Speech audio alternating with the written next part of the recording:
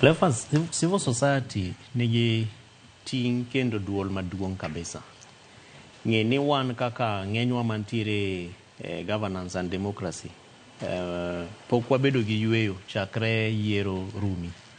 To en nikech gima waluongo ni yiero ni en gi cycle mare, gimiluongo ni the electoral cycle. Masama yiero achiel orumo to sako ni chakre kendo preparations mag the next election bende dhi mbele. Omiyo kaka ne watieko 2022 elections, for example, IEBC notimo an evaluation report magi chiwo repodno. Kendo repodno nyiso ni nitiere gigo manotimre mabeyo kendo gigo be ma ok notimre mabeyo. To kuom gigo manotimre mabeyo nitie steps moripo bed niketo.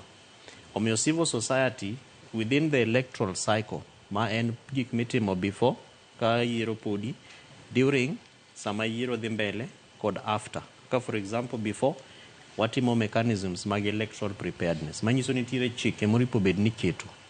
Kaka sani duondwa osebedo ka duong' kabisa e weche mag selection panel mar IEBC, keto weche mag IEBC, weche mag voter registration moripo bed ni en gima is continuous, ok geng'e in any way.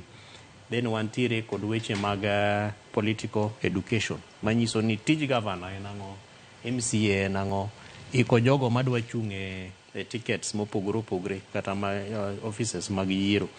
Kawuono sama wadose ni wan gi chenro bende madhi mbele Kempinski ma watudre gi jogo mantiere secretariat ma EBC kod jogo mag civil society and the development partners ma bende konyo pinywa mar Kenya mondo waket mechanisms yore ratiro mopogore opogore nyaka jogo bende mantiere siasa. To Cleophas, gini en gima dhi mbele kendo bro dhi mbele kata during elections be civil society imiyo thuolo mar mondo gibed kaka observers. As County Governance Watch, we are grateful to IEBC nikech kuonde ma watiye ne gimiyo accreditation mar counties madhi 14 kendo ne gimiyo thuolo ma wa accredit through them. We supported about 190 plus observers in the last election.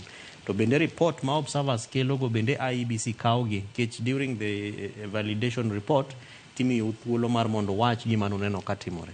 Omiyo civil society nigi duol matek kabisa kendo ma very strong in terms of electoral processes and also kaka waneno gik moko. King'iyo kaka chandruok ma wantiere godo sani be, part of jogo mantiere court gin civil society. Wasenyaka tudre gi jopiny mopogore opogore ma wandiko petitions. Ng'enyne waneno kiluongo public participation processes kata mana NADCO manende wakili wachoni. There was something called the IEBC amendment bill manochwal gi jo Senate. Kanyo bende wakonyo jopiny mopogore opogore ma wandiko petition ma watero. Within that particular process bende wan gi changes mar gimiluongo ni Office of the Registrar of Political Parties. NADCO ne recommend ni kar mondo wabed gi independent office to wabed gi gimiluongo ni Political Parties Regulatory Authority. Ma en mana gima kelo josiasa mopogore opogore.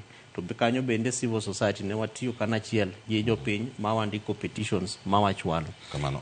Mana katieko kanyo Cleophas, bende king'iyo weche mag electoral boundaries ma walose, kech is an exercise in futility. Nikech deadline kaluwore gi katiba article 89 to wacho ni by March 2024 this year toripo bed ni IEBC osetieko weche mag boundaries commission. To bende nitiere bende cases ma bende osechwal e court kaluwore gi duol mar civil society.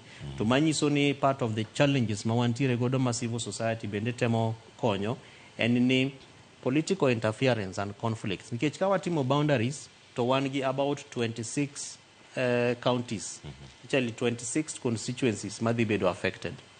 Part of jogo madhi bedo affected manyiso ni wabunge madhi 8 to 14 are going to lose their seats.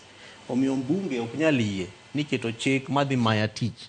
Omiyo mago bende are part of the challenges ma waneno e process machalo kamano. Kapok adhi ir wakili, dukna penjo ni dibed ni civil society kata riwruoge makero ratiro mag oganda gi bende kod itiyo godo. Jatend piny Kenya nosewacho kinde moro ni nitie ponono riwruoge moko ma e pinje maoko kata NGOs moko mag sirkal ma ponono kawo riwruoge mag ji giwegi kata mag ratiro mag oganda mondo mi oter weche moko de mag ne sirkal bura e doho. Ang'e ni kanyo bende kotenore kod bura ma bende wakili